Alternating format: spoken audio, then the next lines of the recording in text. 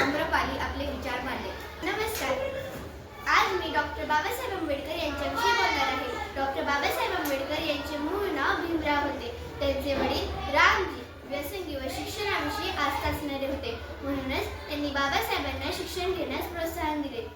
त्यांनी बाबासाहेबांच्या शिक्षणासाठी अपार कष्ट केले. जणू काही डॉक्टर बाबासाहेब आंबेडकर यांनी त्यांच्या वडिलांच्या विचारांचा पगडाच घेतला होता. डॉक्टर बाबासाहेब आंबेडकर यांचे सर्वात जवळचे मित्र म्हणजे पुस्तके. ते पुस्तकात खूप रमायचे. वाचनामुळेच त्यांना मनन चिंतन करण्याची सवय जडली. कुशाग्र बुद्धिमत्ता, उत्तुंग ज्ञान व अखंड वाचन यामुळे ते आपल्या भारतीय राज्यघटनेचे शिल्पकार ठरले. डॉक्टर बाबासाहेब आंबेडकर यांनी शिक्षणाचे महत्त्व ओळखून मिलिंद व सिद्धार्थ यासारख्या कॉलेजची स्थापना केली. वसतिगृहे उभारून विद्यार्थ्यांच्या राहण्याची सोय त्यांनी तिथे केली व पुस्तकांसारखा दुसरा मित्र नाही असाही त्यांनी संदेश दिला. अशा या महान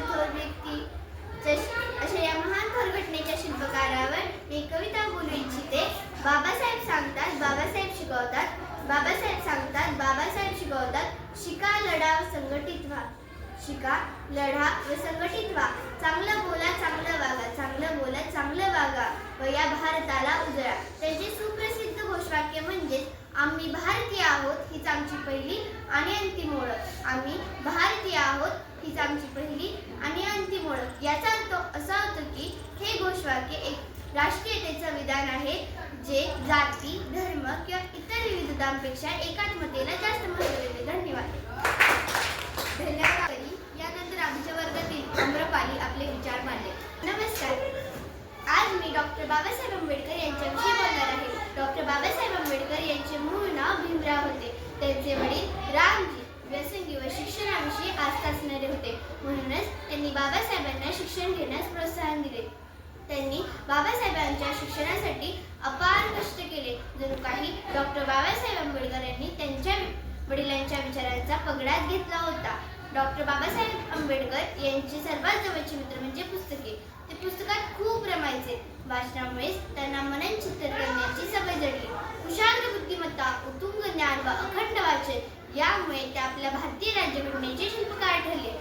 डॉक्टर बाबासाहेब आंबेडकर यांनी शिक्षणाचे महत्त्व ओळखून मिलिंद व सिद्धार्थ यासारख्या कॉलेजची स्थापना केली.